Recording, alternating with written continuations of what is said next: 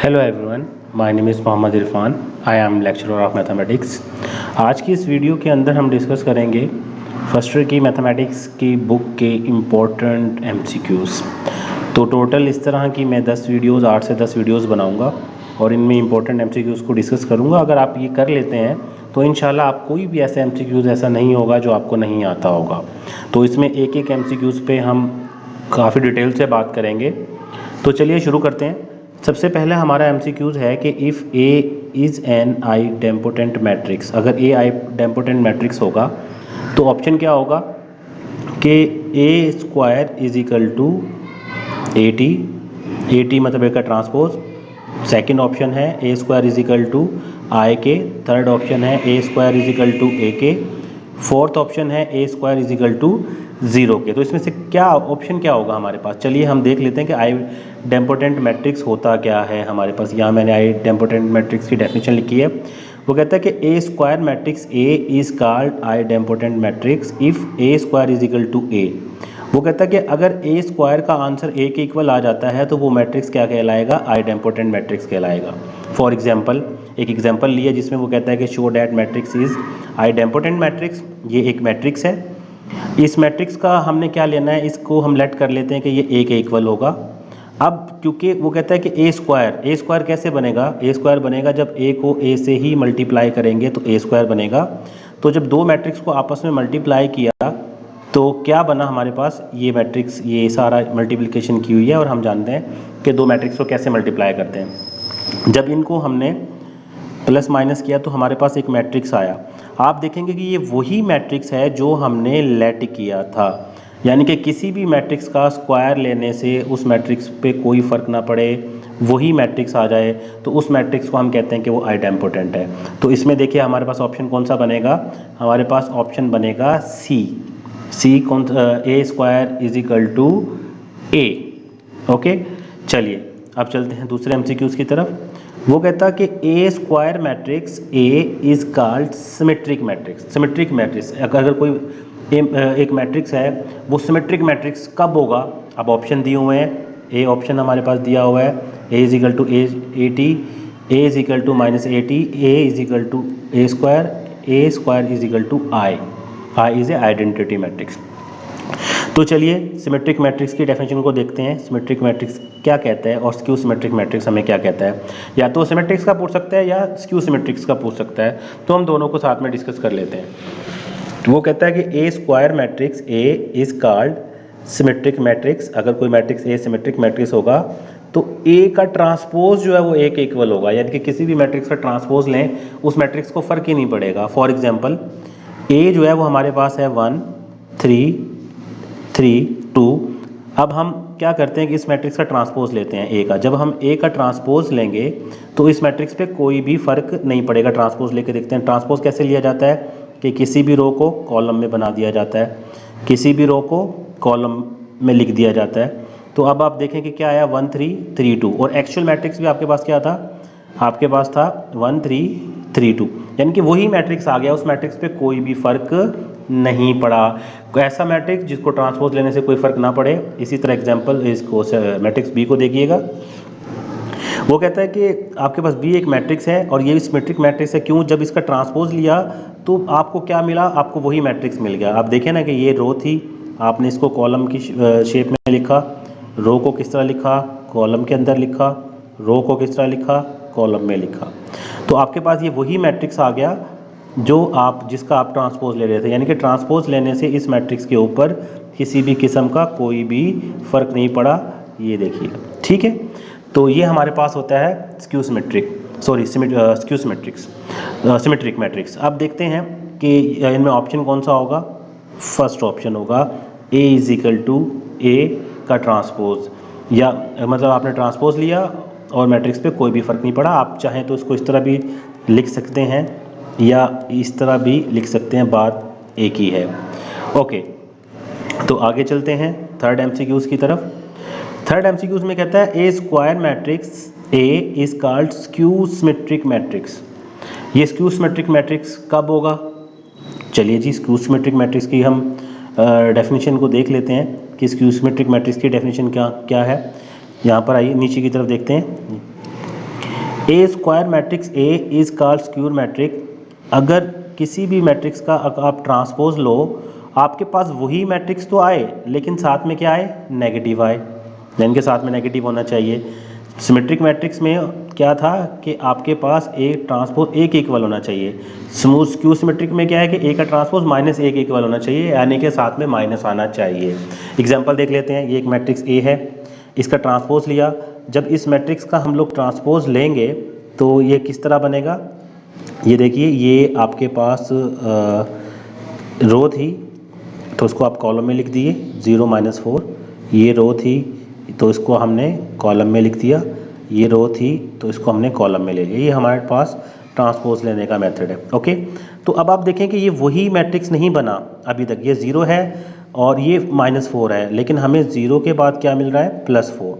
ये +1 है तो यहाँ पर क्या है, -1 है। इसका क्या मतलब हुआ कि हमें -4 चाहिए अगर इसको सेम बनाना है तो, और 1 की जगह पर हमें -1 चाहिए, -1 की जगह पर 1 चाहिए। तो कैसे करेंगे कि इस पूरे मैट्रिक्स को हम नेगेटिव से मल्टीप्लाई कर देंगे। जब नेगेटिव से मल्टीप्लाई करेंगे तो पूरा मैट्रिक्स नेगेटिव से मल्टीप्लाई होगा। ये 0 है तो 0 के साथ नेगेटिव से मल्टीप्लाई करेंगे 0 आएगा। प्लस का 4 है तो क्या बन जाएगा हमारे पास, माइनस का 4। माइनस का 1 है, प्लस का 1 बन जाएगा। माइनस का 4 प्लस का 4 बन जाएगा। 0 तो 0 ही रहेगा। प्लस का 3 माइनस का 3 बन जाएगा। प्लस का 1 माइनस का 1 बन जाएगा। माइनस का 3 प्लस का 3 बन जाएगा, और 0 तो 0 ही रहेगा। तो हमने क्या किया, नेगेटिव से मल्टीप्लाई कर दिया। नेगेटिव से मल्टीप्लाई करने के बाद देखें कि ये वही मैट्रिक्स बन गया जो हमने जिससे हमने शुरू किया था। तो लेकिन साथ में क्या आया, नेगेटिव आ गया, यानी कि ए टी इक्वल होगा -a के। ऐसे मैट्रिक्स को हम क्या कहेंगे, स्क्यू सिमेट्रिक मैट्रिक्स कहेंगे। तो यहाँ पर जो हमारा ऑप्शन होगा, कौन सा ऑप्शन होगा, ऑप्शन बी होगा। चलते हैं फोर्थ एमसीक्यूज की तरफ। वो कहता है कि ए square matrix over C is called Hermitian symmetric matrix. Hermitian matrix के बारे में वो पूछ रहा है। तो यहाँ पर हम देख लेते हैं कि हर्मिशियन मैट्रिक्स की क्या डेफिनेशन है हमारे पास, वो देखें। वो कहता है कि ए स्क्वायर मैट्रिक्स ओवर सी, इसका सी का मतलब है कि कॉम्प्लेक्स नंबर के बारे में बात हो रही है, कॉल्ड हर्मिशियन मैट्रिक्स, यानी कि मिक्स होंगे इसमें, कॉम्प्लेक्स नंबर भी होंगे और रियल भी होंगे। तो अगर हर्मिशियन मैट्रिक्स होगा तो क्या होगा कि अगर आप ए का कॉन्जुगेट लें और उसका ट्रांसपोज लें तो क्या आएगा, वापस वही मैट्रिक्स आएगा जिसका आप कॉन्जुगेट और ट्रांसपोज ले रहे हैं। एग्जांपल 1 -1 -2, यह एग्जांपल में देखिए, यहाँ पर ये एक पूरा मैट्रिक्स है। तो सबसे पहले हम क्या करते हैं, इस मैट्रिक्स का हम ट्रांसपोज ले लेते हैं, सॉरी कॉन्जुगेट ले लेते हैं। जब कॉन्जुगेट लिया जाता है किसी भी मैट्रिक्स का तो आयोटा का साइन चेंज हो जाता है, यानी कि अगर मेरे पास आयोटा है, मैं इसका कॉन्जुगेट लूँगा तो मेरे पास माइनस आयोटा आ जाएगा। जस्ट कॉन्जुगेट से आयोटा पर फ़र्क पड़ता है कि उसका साइन चेंज हो जाता है। तो यहाँ पर देख लेते हैं इसे। तो हमारे पास था 1 का, चूँकि इसे रियल नंबर है इस पर कोई फ़र्क नहीं पड़ेगा। ये आयोटा था, प्लस का माइनस का हो गया, माइनस का 2 आयोटा था तो प्लस का हो जाएगा, प्लस का 9 था तो माइनस का 9 हो जाएगा। इसी तरह ऐसे सारे नंबर्स पर फ़र्क पड़ेगा, उनके साइन चेंज हो जाएंगे जिनके साथ आयोटा होगा। तो अब क्या करते हैं, अब इसका हम ट्रांसपोज ले लेते हैं। जब हम ट्रांसपोज लेंगे तो ये पूरी की पूरी रो कॉलम में चेंज हो जाएगी। 1 माइनस आयोटा, 2 आयोटा, -9, और ये पूरी की पूरी रो इस कॉलम में चेंज हो जाएगी। ठीक है, ट्रांसपोज लेना तो हम लोगों को आता है, हम लोगों ने सीख लिया। तो ये हमने ट्रांसपोज लिया। अब ट्रांसपोज लेने के बाद ये देखें कि ये जो मैट्रिक्स बना है ये वापस वही बन गया जिससे हमने स्टार्ट किया था, यानी कि वही मैट्रिक्स आ गया। ए का कॉन्जुगेट लिया, ट्रांसपोज लेने के बाद, सॉरी कॉन्जुगेट के बाद ट्रांसपोज लिया, और वापस आपको ए मैट्रिक्स ही मिल गया। ऐसे मैट्रिक्स को हम लोग कहते हैं कि ये मैट्रिक्स हमारे पास क्या होगा, ये हमारे पास हर्मिशियन होगा। ठीक है, तो यहाँ पर जो हमारे पास फोर्थ एमसीक्यूज है, तो इसका आंसर क्या होगा, डी, सॉरी डी नहीं होगा, वो स्क्यू हर्मिशियन के लिए है, सी होगा। ठीक है, फिफ्थ एमसीक्यूज को देखते हैं। A square matrix over C is called skew Hermitian matrix. ये स्क्यू के हर्मिशियन मैट्रिक्स के बारे में बात कर रहा है। तो स्क्यू हर्मिशियन मैट्रिक्स की डेफिनेशन जो है वो हमारे पास क्या होगी, देखिए यहाँ पर, where A square matrix over C is called skew matrix if A conjugate का ट्रांसपोज इक्वल होगा -a के, यानी कि ये ऊपर वाली कहानी होगी जैसे कि हमने ऊपर बात की थी यहाँ पर सिमेट्रिक और स्क्यू सिमेट्रिक में। तो हर्मिशन और स्क्यू हर्मिशन में भी वही बात होगी कि अगर यहाँ पर a का कॉन्जुगेट लेकर ट्रांसपोज लेंगे तो a आना चाहिए, ये हर्मिशन की बात हो रही है। स्क्यू हर्मिशन में a का कॉन्जुगेट लेकर ट्रांसपोज लेंगे तो -a आना चाहिए। तो यहाँ पर देख लेते हैं, एक एग्जांपल के थ्रू देख लेते हैं हम लोग यहाँ पर स्क्यू हर्मिशन की। चलें, स्क्यू हर्मिशन की एग्जांपल को हम बाद में डिस्कस कर लेंगे नेक्स्ट किसी क्लास में। तो यहाँ पर इसका हम डायरेक्ट आंसर लगा देते हैं कि हमारे पास a कॉन्जुगेट जो होगा उसका ट्रांसपोज किसके इक्वल होगा, -a के इक्वल होगा। ठीक हो गई। चलिए MCQ नंबर 6 को डिस्कस करते हैं। MCQ नंबर 6 में कहता है कि ए square matrix A is called involutory matrix. ठीक है, इसकी हम डेफिनेशन देख लेते हैं इन्वोल्यूटरी मैट्रिक्स की। A square matrix A is said to be involutory matrix if A square is equal to I। I क्या होता है, I आपके पास आइडेंटिटी मैट्रिक्स होता है 1 0 0 1 0 0 0 1, ये एक आइडेंटिटी है 3/3 का।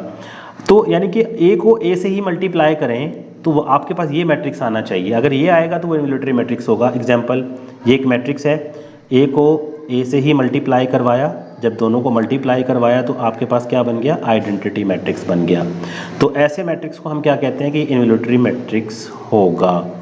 चलिए तो इसका आंसर देख लेते हैं। हमारे पास इसका आंसर होगा हमारे पास D, कि हमने A स्क्वायर को A को A से ही मल्टीप्लाई किया और हमारे पास I यानी कि आइडेंटिटी मैट्रिक्स बन गया।